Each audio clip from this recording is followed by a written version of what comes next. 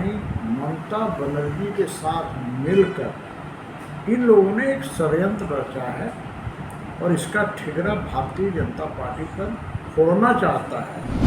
ठीक कहा आपने कि भाई फुरकान अंसारी का बेटा है इरफान अंसारी। बिहार में हम फुरकान अंसारी साथ में हम लोग काम किया, एक कमेटी में भी रहे हैं। तो मैं किसी को ईमानदारी का सर्टिफिकेट दे नहीं रहा, लेकिन इतना जरूर मानता हूँ कि ये बिकने वाले लोग नहीं हैं। तुम घर नहीं संभाल सकते हो तो राज्य क्या संभालोगे, देश क्या संभालोगे। कांग्रेस जो देश का संभालने की बात करती है तो अपना पार्टी नहीं संभाल पा रही है, अपना पार्टी के विधायकों को नहीं संभाल पा रही है। मात्र 18 विधायक तो है कांग्रेस में, उसको नहीं संभाल पा रही है तो राज्य क्या संभालेगी। बंगाल पुलिस ने झारखंड के 3 माननीयों को इस बात के लिए गिरफ्तार किया है कि झारखंड में वर्तमान हेमंत सोरेन की सरकार को वो अपदस्थ करना चाहते थे। प्रिवेंशन ऑफ करप्शन एक्ट भी लगा है। हमारे साथ बीजेपी के विधायक सीपी सिंह जी हैं। सीपी सिंह जी, कांग्रेस ने अपने 3 विधायकों को निलंबित कर दिया है, लेकिन दोष आपके माथे मढ़ दिया है कि वो आप हैं जो पिछले 8 साल से संवैधानिक संस्थाओं का दुरुपयोग करके, एजेंसियों का दुरुपयोग करके, चाहे मणिपुर हो, गुवाहाटी हो, महाराष्ट्र हो, गोवा हो, कहीं भी हो, मध्य प्रदेश हो, आप लोग हर जगह सरकार अपना बना देते हैं। कहावत है ना, चले ना आवे अंगन में टेढ़। ये कांग्रेस के लोग या विपक्ष की बात करें तो ये अपना घर संभाल नहीं पाते, तो ख्वाब देखते हैं राज संभालने का, देश संभालने का। कैसे संभालिएगा भाई। ये भारतीय जनता पार्टी पर आरोप लगाकर अपनी गलतियों पर, अपनी नाकामी पर, अपनी नाकाबिलियत पर पर्दा डालना चाहते हैं। मेरा ये कहना है कि जो बंगाल के अंदर कल से जो मैं सुन रहा हूँ और मीडिया के द्वारा ही पता चला है कि 48 लाख या 49 लाख रुपए बरामद हुए। तो क्या 3 विधायक में 48-49 लाख यानी 16 लाख, एक विधायक की कीमत 16 लाख है। ये बड़ा टोकन अमाउंट हो सकता है। अरे भैया, टोकन अमाउंट ही हो सकता है तो 16 लाख रुपए आजकल कोई मायने रखता है क्या। हाथी, अरे विधायक है, माननीय विधायक है। ये कांग्रेस वाले अपने विधायकों को ही कटघरे में खड़ा कर रहे हैं। इसी से अंदाज़ा लगा सकते हैं कि कांग्रेस की स्थिति क्या है। देखिए, कांग्रेस की स्थिति ये हो गई है कि क्रॉस वोटिंग हुआ। आखिर क्रॉस वोटिंग करने वाले कौन लोग थे? अभी तक जांच क्यों नहीं किया आपने? ये क्रॉस वोटिंग कौन कर रहे थे? देखिए, ये सब सोची समझी चाल है और बंगाल पुलिस यानी ममता बनर्जी के साथ मिलकर इन लोगों ने एक षड्यंत्र रचा है और इसका ठिकरा भारतीय जनता पार्टी पर फोड़ना चाहता है। लेकिन ये भारतीय जनता पार्टी को इससे कोई फर्क नहीं पड़ता है। कांग्रेस अपने विधायक के खिलाफ षड्यंत्र रच देगा टीएमसी से मिलकर। टीएमसी उसका दोस्त है, उसका तो पूरा झगड़ा चल रहा है। अरे भाई, मैं कह रहा हूँ ना, क्योंकि ये सारे विधायक जो हैं, मैं तो मानता हूँ कि भाई ईमानदार है। वैसे मैं कोई सर्टिफिकेट नहीं दे रहा, लेकिन इतना जरूर कर सकता हूँ कि इन विधायकों को बलि का बकरा बनाया जा रहा है और ये कांग्रेस और जेएमएम मिलकर दोनों बकरा बना रहे हैं। ईमानदार आप कैसे बोल सकते हैं? मान लीजिए एक का राजनीतिक इतिहास रहा है, इसलिए हम मानते हैं कि फुरकान जी से परिचय होगा तो उनका बेटा को जान रहे हैं। बाकी 2 आदमी कैसे ईमानदार है इसका? नहीं, देखिए, मेरा विक्शल कुमारी से मेरा बहुत ज़्यादा संबंध नहीं है। वो मुझे पहचानते हैं, मैं उनको पहचानता। कोई कभी बातचीत वगैरह कभी होती नहीं। राजेश कच्छप को मैं अच्छी तरह जानता हूँ, क्योंकि हमारे बगल में खिजरी के ही विधायक हैं, रामपुर के रहने वाले हैं और एक कमेटी में हम लोग हैं। दूसरा है कि ठीक कहा आपने कि भाई फुरकान अंसारी का बेटा है इरफान अंसारी। बिहार में हम फुरकान अंसारी, साथ में हम लोग काम किया, एक कमेटी में भी रहे हैं। तो मैं देखिए, मैं किसी को ईमानदारी का सर्टिफिकेट दे नहीं रहा, लेकिन इतना ज़रूर मानता हूँ कि ये बिकने वाले लोग नहीं हैं। भले ही आज कांग्रेस इन पर आरोप चस्पा कर दे, लेकिन मुझे नहीं लगता है कि ये किसी के हाथों बिकने वाले हैं। आरोप आप पे भी लगा है, आपकी पार्टी पर ये लगा है। अनूप जी ने आप लोगों के वहाँ जो मामला दर्ज कराया हरगोड़ा थाने में, उस एफआईआर के अनुसार ये तीनों विधायक बुला रहे थे उनको। ये कह रहे थे कि आप चलिए, आपके जो सीएम हैं आसाम वाले, उनसे मिलाएंगे, आप आइए, सब कुछ बात हो गया है। स्वास्थ्य मंत्री भी बनना इरफान जी का तय हो गया। इस तरीके का बात एफआईआर में लिखा हुआ है। तो क्या आपके जो सीएम हैं आसाम के, हेमंत कुमार बिस्वा, वो ऐसा कर रहे हैं वाकई में? क्योंकि उन पे आरोप लग रहा था कि वो कांग्रेस करिए कि उन्हीं की दया से सारे महाराष्ट्र के विधायक वहाँ 5 स्टार होटल में रुके थे, सारा खर्चा आप लोगों ने उठाया। एक बात बताइए मेरे को, अभी आपने देखा होगा राजस्थान के अंदर भी या किसी भी राज्य के अंदर,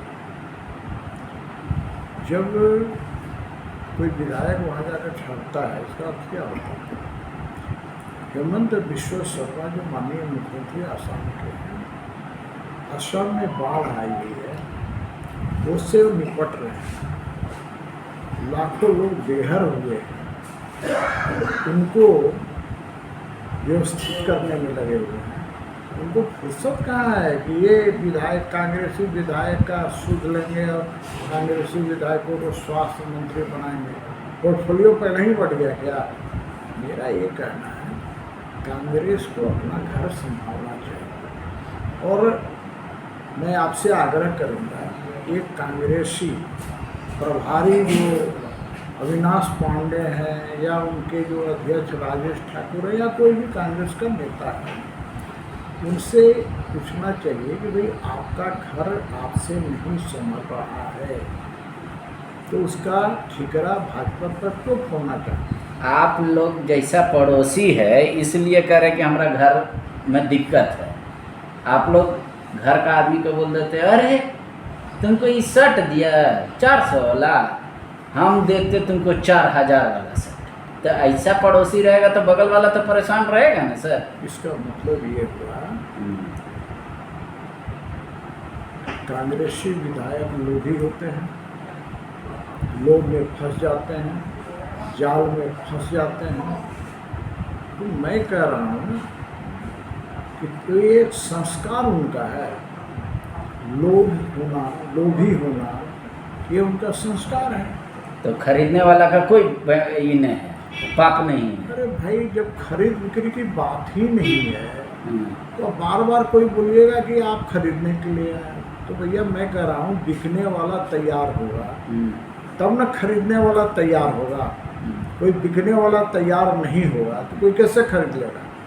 आप देखते होंगे 2-2.5 साल से जेएमएम कह रही है कि आप लोग प्रयास कर रहे हैं। जिस दिन से हेमंत जी शपथ लिए आप लोग को दर्द होने लगा पेट में, मीठा मीठा, उसी दिन से बोल रहे हैं कि इससे पहले भी बोकारो वाला मामला देख लीजिए, धुरवा थाना में मामला है, कोतवाली में मामला है। तो 2.5 साल में आप लोग बार बार समझाते ऐसा परिस्थिति उत्पन्न कर दिए होंगे कि कांग्रेस ही टूट गया होगा बेचारा। देखिए, जेएमएम और कांग्रेस को भाजपा फोबिया हो गया, सपने में भी उन्हें भाजपा ही नजर आती है। अच्छी बात है, आना चाहिए। सपने में भी भाजपा आ रही है तो मैं इसे अच्छा मानता हूँ, गलत नहीं मानता। लेकिन मेरा कहना है कि अपने घर को संभालो ना। तुम घर नहीं संभाल सकते हो तो राज्य क्या संभालोगे, देश क्या संभालोगे? कांग्रेस जो देश का संभालने की बात करती है तो अपना पार्टी नहीं संभाल पा रही है, अपना पार्टी के विधायकों को नहीं संभाल पा रही है।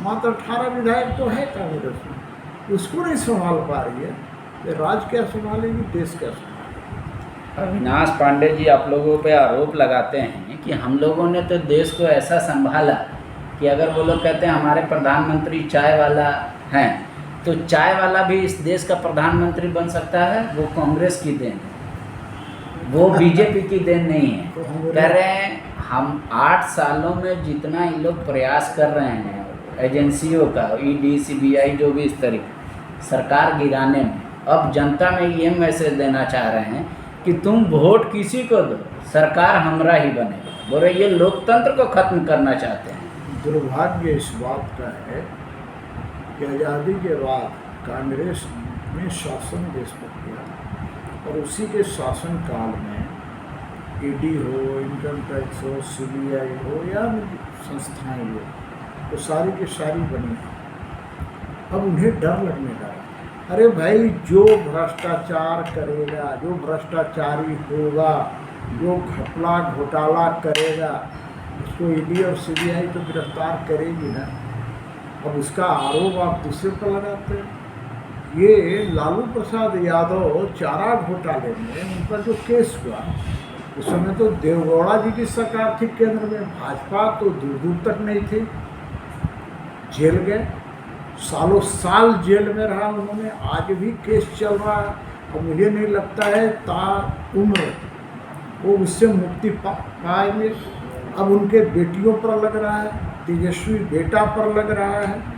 मैं कह रहा हूँ कि जो घपले और घोटाले करेंगे वो ईडी के गिरफ्त में आएंगे, इनकम टैक्स के गिरफ्त में आएंगे, वो सीबीआई के गिरफ्त में आएंगे, तो कहेंगे कि इसके लिए भाजपा दुरुपयोग कर रही है। अरे भैया, भाजपा तो कोई पार्टी है क्या? नहीं तो उन लोगों का एक और सवाल है कि भाई ऐसा बीजेपी के पास कौन सा डिटर्जेंट है कि कोई जाता है तो साफ हो जाता है। बीजेपी का क्या सारा लोग ईमानदार है? उन लोगों की ओर ईडी क्यों नहीं जाती? उन लोगों की ओर इनकम टैक्स क्यों नहीं जाती? सीबीआई क्यों नहीं जाती बीजेपी नेताओं के तरफ? इसलिए नहीं आती कि पार्टी में डिफरेंस है, बीजेपी पार्टी में डिफरेंस है, इसलिए नहीं आती। मेरा कहना है कि भाई आप हवाला कांड हुआ था 96 में, 95-96 की बात बता रहा हूँ। सरकार किसकी थी? कांग्रेस की। लाल कृष्ण आडवाणी जी बेदाग होकर निकले, यशवंत सिन्हा जी उस समय थे, बेदाग होकर निकले, सारे नेता बेदाग होकर निकले। मैं कह रहा हूँ कि इतना दिन शासन रहा, यदि मान लिया जाए कि 2004 के पहले वाजपेयी जी के नेतृत्व में सरकार थी, इतने मंत्री हुए वाजपेयी जी के शासनकाल में, 2004 से 14 तक कांग्रेस की शासन थी, कोई घोटाला तो नहीं पकड़ पाएगी। इसलिए नहीं पकड़ पाएगी, किसी ने घोटाला किया नहीं, किसी ने भ्रष्टाचार किया नहीं। आज भी हमारी केंद्र में सरकार है, आज भी कांग्रेस या विपक्ष के किसी नेताओं को इतनी हिम्मत नहीं हुई कि किसी के ऊपर अनर्गल आरोप इस तरह के या भ्रष्टाचार के आरोप लगा दे, घोटाले की आरोप लगा दे। और कभी किसी ने प्रयास भी किया है तो इसको माफ़ी मांगनी पड़ी है। तो मैं कहता हूँ कि भाजपा पार्टी में डिफरेंस तो है। तो आप लोग क्यों नहीं एक बार बोल देते कि अब हम लोग 24 से पहले झारखंड में सरकार किसी भी सूरत में नहीं बनाएंगे, विपक्ष को भी इत्मीनान हो जाएगा। आप लोग का एक्टिविटी पे उन लोगों को शक है ना। देखिए, राजनीति में इस तरह की बातें नहीं की जाती। आखिर राजनीति में सत्ता एक माध्यम है लोगों की सेवा करने का, लेकिन सत्ता ही सब कुछ नहीं है। भाई कभी हम जेएमएम के साथ भी सरकार चलाए हुए हैं। जब जेएमएम के मुख्यमंत्री गुरुजी हुआ करते थे, भाजपा सत्ता में सरकार में थी। जब अर्जुन मुंडा जी थे मुख्यमंत्री, जेएमएम सरकार में थी। तो कभी जेएमएम और भाजपा मिलकर के भी सरकार बनाए, ऐसा कोई नई बात नहीं है। तो हम आज ये नहीं कह सकते कि भाई हम 2024 तक, मान लीजिए यदि भारतीय जनता पार्टी के नीति सिद्धांत और कार्यक्रमों से प्रेरित होकर आना चाहे, यही तो बोल रहा है, हृदय परिवर्तन नहीं हो रहा विधायकों का। ये लोभ है, ये डर है, तो आप लोग दे रहे हैं। तो दुर्भाग्य है ना। अरे भैया, तो मैं तो दावा कर रहा हूँ ना, भाई कांग्रेस 70 साल में लूटा है ना, बहुत लूटा है। यदि उसमें दम है तो सीपी सिंह दावा कर रहा है आपके चैनल पर, सीपी सिंह को कोई खरीद के दिखा ले अरे भैया, खरीद बिक्री किसकी होती है? जो बिकाऊ माल होता है। तो इसका मतलब ये हुआ कि कांग्रेस ये कहना चाहते हैं कि हमारे विधायक बिकाऊ माल हैं। हम तो नहीं कह रहे हैं कांग्रेस के विधायक बिकाऊ हैं, मैं कभी नहीं कहूँगा, क्योंकि माननीय विधायक हैं। लेकिन कांग्रेस खुद अपने विधायकों पर, क्योंकि आपने देखा होगा ये सारी चीज़ें जो हुई हैं, तो कहीं ना कहीं राज्य सरकार की इसमें भूमिका है और उसी का नतीजा है। लेकिन मैं कहता हूँ 48 लाख रुपये बहुत ज़्यादा मायने नहीं रखते।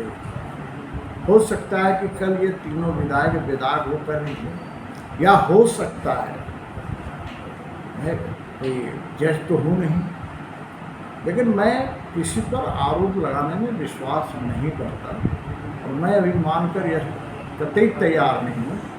ये पैसे का स्रोत की जानकारी वो नहीं दे पाएंगे, मुझे ऐसा विश्वास है कि वो जरूर देंगे। शुक्रिया। सीपी सिंह जी को लगता है कि जो माननीय हैं, जो फिलहाल सलाखों के पीछे करे, ऐसा नहीं है जैसा उनके खिलाफ बोला जा रहा है, और हम आरोप लगाने में ऐसा विश्वास नहीं करते। उनसे पूछा जाएगा तो वो बता देंगे कि ये पैसे का स्रोत कहाँ था, कहाँ से आया और कहाँ जाना था। लेकिन कांग्रेस को कम से कम अपने विधायकों को ऐसा बनाना चाहिए कि सामने वाला कितना भी बोली लगाए तो ये बिकने को तैयार ना हो। शुक्रिया। बायोम। डॉक्टर बनने का है सपना, मगर सही गाइडेंस की है कमी, तो आए बायोम। रांची में सिर्फ मेडिकल की तैयारी के लिए एक बेहतरीन संस्थान, नीट और एम्स की तैयारी के लिए सन 2001 से मेडिकल प्रिपरेशन के लिए सबका भरोसेमंद संस्थान बायोम, इनू एवं नगरा टोली, Ranchi. thefollowup.in. Like, share and subscribe. www.thefollowup.in